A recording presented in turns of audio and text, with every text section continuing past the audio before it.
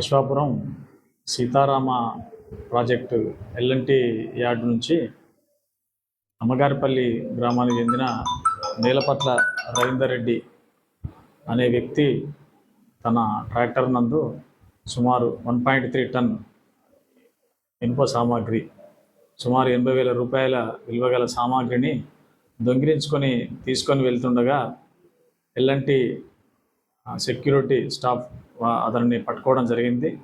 ఆ తర్వాత ఆ ట్రాక్టర్ను ఆ వ్యక్తిని తీసుకొని వచ్చి వాళ్ళ యొక్క సెక్యూరిటీ మేనేజర్ జయంత్ మెహతో ఫిర్యాదు ఇవ్వగా దానిపై కేసు నమోదు చేయడం జరిగింది.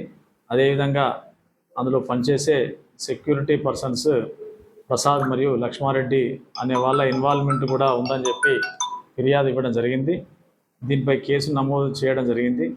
తర్వాత దర్యాప్తు తర్వాత దీనికి సంబంధించిన పూర్తి వివరాలు అనేది తెలుసుకోవడం జరుగుతుంది.